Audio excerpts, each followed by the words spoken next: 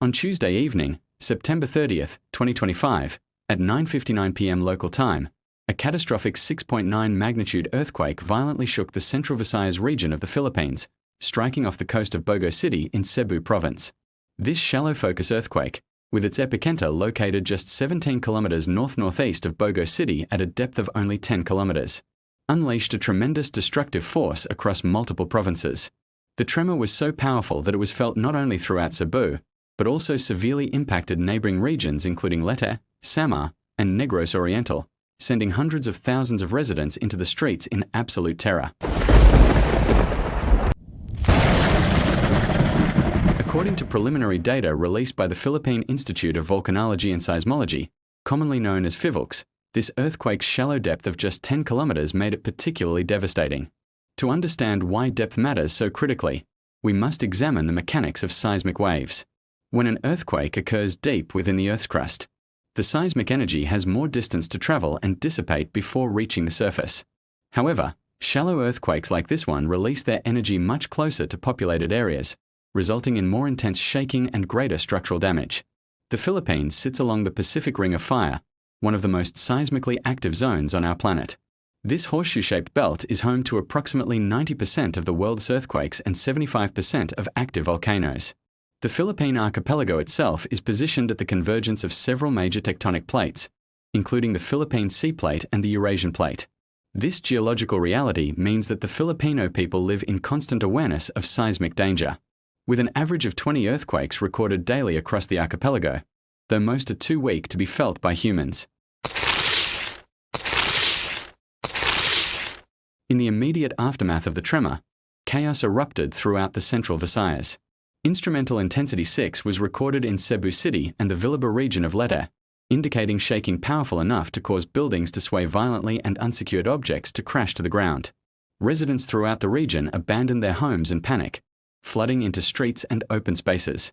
The scenes captured on mobile phones and security cameras show the raw terror experienced by ordinary citizens, many of whom were preparing for sleep when the ground beneath them suddenly began to convulse. Parents carried children, elderly residents were helped by neighbors, and pets were clutched desperately as entire communities sought safety in parking lots, plazas, and any open ground they could find.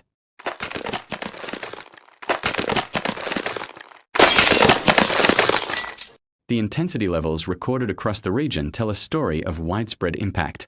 While Cebu City experienced intensity 6, residents in San Fernando, Cebu reported feeling the earthquake at intensity 3, described as a weak tremor that causes hanging objects to swing.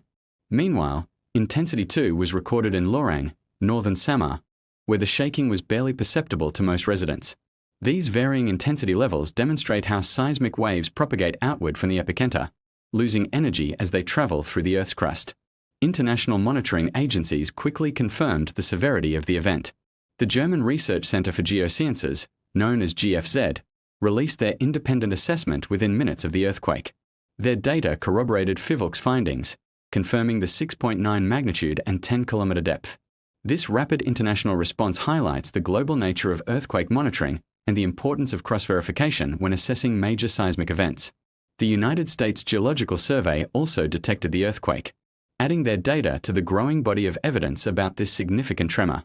What makes this earthquake particularly concerning from a scientific standpoint is its potential to trigger aftershocks. PHIVOLCS immediately issued warnings that aftershocks could continue for days or even weeks following the main event. These aftershocks, while typically smaller than the initial earthquake, can be extremely dangerous because they may collapse structures already weakened by the primary tremor. The human toll of this disaster began emerging within hours of the earthquake. Tragically, at least 72 people lost their lives in the immediate aftermath, with hundreds more sustaining injuries ranging from minor cuts and bruises to severe trauma requiring emergency surgery. Rescue operations commenced immediately, with local emergency responders joined by national disaster response teams and military personnel.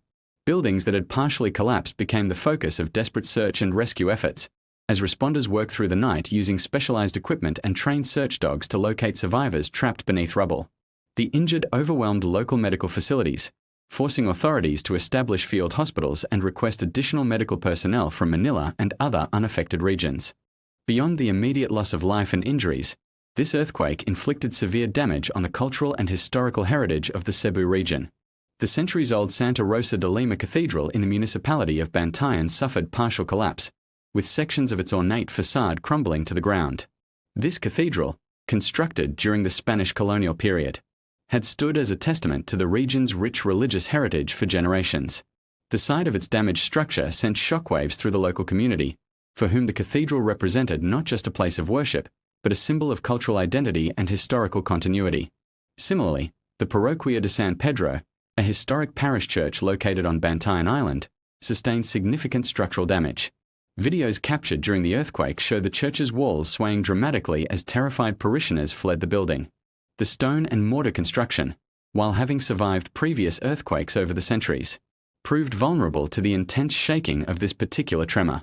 Experts in architectural preservation have since begun assessing the damage, determining which structures can be safely restored and which may require complete reconstruction. The destruction of these religious landmarks carries profound significance for the predominantly Catholic Filipino population. In Philippine society, churches serve as more than mere buildings. They are gathering places for communities, sites of important life events from baptisms to weddings to funerals, and repositories of local history. Many of these structures contain irreplaceable religious artifacts, colonial-era artwork, and historical documents. The loss or damage of such heritage represents not just physical destruction, but an erosion of cultural memory and community identity. In response to the earthquake, local government units across the affected regions took immediate action to ensure public safety. Lapu-Lapu City and Talisay City, both important urban centers in Metro Cebu, announced the suspension of all classes at all educational levels on Wednesday, October 1st. This decision affected hundreds of thousands of students, from elementary school children to university scholars. Mandaue City followed suit, along with the municipalities of Minglanilla and Consolacion, prioritizing the safety of students and teachers while allowing time for structural assessments of school buildings. These class suspensions, while necessary, create significant challenges for families. Parents who work in essential services or businesses that remained open faced childcare difficulties. Educational institutions worried about maintaining academic schedules and ensuring students wouldn't fall behind in their studies. Teachers pivoted quickly to provide remote learning materials where possible, though electricity disruptions in some areas made this challenging. The economic impact of this earthquake extends far beyond the immediate costs of emergency response and reconstruction. Cebu Province serves as a vital economic hub for the Central Philippines, with thriving industries in manufacturing, tourism, and services.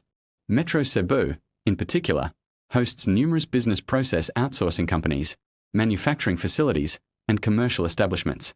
The earthquake forced many businesses to temporarily close for safety inspections, resulting in lost productivity and revenue. Tourism, a crucial economic sector for the region, faced immediate setbacks as hotels reported cancellations and tourist attractions closed for safety assessments. The port of Cebu, one of the busiest ports in the Philippines, temporarily halted operations to inspect infrastructure for earthquake damage. This disruption affected not only local commerce but also inter-island shipping throughout the Visayas region. Agricultural communities in northern Cebu also suffered, with reports of damaged irrigation systems and collapsed storage facilities threatening crops and food security. From a geological perspective, this earthquake serves as a stark reminder of the tectonic complexity underlying the Philippine archipelago. The region is crisscrossed by numerous fault lines, both active and potentially active. The Philippine Fault System, a major left lateral strike-slip fault, extends for approximately 1,200 kilometers from Luzon through the Visayas and into Mindanao. While the September 30th earthquake's epicenter was offshore, it likely resulted from movement along one of the many fault structures in the region. Scientists have long warned that the central Philippines faces significant seismic risk. Historical records document numerous destructive earthquakes in the region over the past centuries. The 1990 Luzon earthquake, measuring 7.8 on the Richter scale, killed more than 1,600 people and caused billions of pesos in damage. The 2013 Bohol earthquake, with a magnitude of 7.2, killed over 220 people and devastated numerous historical churches on Bohol Island. Each major earthquake provides valuable data that helps scientists better understand tectonic processes and improve building codes and disaster preparedness protocols. In the days following the September 30th earthquake, Phivolcs recorded dozens of aftershocks, with several exceeding magnitude 5.0. These aftershocks kept residents on edge, with many choosing to sleep outdoors rather than return to potentially unstable structures. Emergency shelters were established in schools, gymnasiums, and other public facilities to accommodate those whose homes were destroyed or deemed unsafe. Local government units, with support from national agencies, worked to provide food, water, and medical care to affected populations. The psychological impact of experiencing such a powerful earthquake cannot be overstated. Many residents, particularly children, developed acute stress reactions, experiencing symptoms such as anxiety, insomnia, and hypervigilance. Mental health professionals emphasize the importance of psychological first aid and counseling services for affected communities. The constant threat of aftershocks created a state of prolonged stress, with every minor tremor triggering panic and evacuation. Social media played a crucial role in the immediate aftermath of the earthquake, both positive and negative. On one hand, platforms like Facebook and Twitter enabled people to quickly check on friends and family, share information about safe areas and relief operations, and mobilize community support. Video footage and photographs shared online helped document the extent of damage and brought international attention to the disaster. On the other hand, misinformation and unfounded rumors spread rapidly, including false predictions of even larger earthquakes and exaggerated reports of casualties that caused unnecessary panic.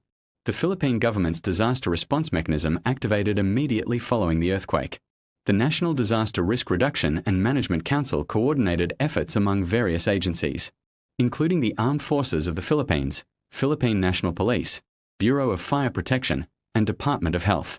President Ferdinand Marcos Jr. convened an emergency meeting of key officials and ordered the immediate deployment of resources to affected areas. The Department of Social Welfare and Development prepared relief supplies, while the Department of Public Works and Highways began assessing damage to infrastructure. International offers of assistance arrived from several countries, reflecting the global community's solidarity with the Philippines. Neighboring ASEAN nations expressed readiness to provide support if needed, while international humanitarian organizations prepared to deploy assessment teams. The United Nations Resident Coordinator in the Philippines offered technical assistance and coordination support. Building code enforcement and construction quality have come under renewed scrutiny following this earthquake. While the Philippines has adopted modern building codes designed to enhance earthquake resistance, enforcement varies significantly across different localities. In rural areas and smaller municipalities, construction often proceeds without proper permits or engineering oversight. Even in urban centers, older structures built before current codes were implemented remain vulnerable. This earthquake has reignited debates about the need for mandatory retrofitting of critical infrastructure and vulnerable buildings. Engineering experts examining damaged structures noted that buildings constructed according to modern seismic standards generally performed well during the earthquake. Newer commercial buildings and properly engineered residential structures showed minimal damage, while older structures, particularly those built with unreinforced masonry, suffered disproportionate damage. This stark contrast underscores the life-saving importance of proper engineering and construction practices in earthquake-prone regions. The agricultural sector in northern Cebu, already facing challenges from climate change and market volatility, received another blow from this earthquake. Small-scale farmers reported damage to homes, storage facilities, and equipment. Coconut plantations, a significant source of income for many rural families, sustained damage from falling trees and disrupted irrigation systems. Fishing communities along the coast faced additional concerns about potential changes to underwater topography that could affect fish populations and traditional fishing grounds. Educational institutions across the affected regions now face the daunting task of recovery and rebuilding. Several school buildings sustained structural damage requiring extensive repairs or complete reconstruction. The Department of Education announced plans for rapid assessments of all school buildings in the affected areas, prioritizing the resumption of face-to-face classes while ensuring student safety. In the interim, many schools implemented blended learning approaches, combining limited in-person sessions in verified safe structures with online learning modules. The experience of this earthquake has reinforced the critical importance of disaster preparedness and public education. Communities that had conducted regular earthquake drills and maintained updated evacuation plans generally fared better in the immediate aftermath, with fewer injuries resulting from panic. However, many households still lack basic emergency supplies such as flashlights, first aid kits, and portable radios. Disaster preparedness advocates have renewed calls for comprehensive public education campaigns about earthquake safety, including the drop, cover, and hold-on technique during shaking and appropriate actions to take after tremors cease. Looking forward, the reconstruction phase will present both challenges and opportunities for the affected regions. This disaster offers a chance to build back better, implementing enhanced building standards and improving urban planning to reduce future seismic risk. However, this requires significant financial resources, technical expertise, and sustained political will. The Philippine government has pledged support for reconstruction efforts, but the scale of the task means recovery will likely take years. Climate change adds another layer of complexity to disaster recovery in the Philippines. While earthquakes themselves are not caused by climate change, the broader context of increasing natural hazards makes communities more vulnerable. The Philippines already experiences numerous typhoons annually, and rising sea levels threaten coastal areas. Communities must simultaneously prepare for multiple types of disasters, straining resources and requiring integrated risk reduction approaches. The resilience demonstrated by Filipino communities in the face of this disaster reflects a long history of coping with natural hazards. Bayanahan, the Filipino cultural tradition of communal unity and cooperation, manifested powerfully in the days following the earthquake. Neighbors helped neighbors clear debris, volunteers organized relief distributions, and communities came together to support the most vulnerable members. This social cohesion, while it cannot prevent disasters, significantly enhances community capacity to recover and rebuild. As we reflect on this devastating earthquake that struck Cebu and surrounding regions on September 30, 2025, we must acknowledge both the tragedy of lives lost and communities disrupted, and the remarkable resilience of the Filipino people. This disaster serves as a sobering reminder that the Philippines will continue to face seismic hazards as long as tectonic forces remain active beneath the archipelago. The only question is not whether another major earthquake will occur, but when. The lessons from this earthquake must inform future policy and practice. Investment in earthquake-resistant infrastructure, rigorous enforcement of building codes, comprehensive public education about disaster preparedness, and strengthened early warning systems all represent critical priorities. Scientific research into the region's tectonic processes must continue, improving our understanding of earthquake mechanisms and enhancing forecasting capabilities. To all those affected by this devastating earthquake in the Cebu region and throughout the Central Visayas, we extend our deepest condolences for lives lost and our solidarity with those who continue to cope with injuries, displacement, and psychological trauma. The road to recovery will be long and challenging, but the strength and resilience demonstrated by affected communities offers hope for rebuilding and renewal. We encourage viewers to support legitimate relief organizations working in affected areas.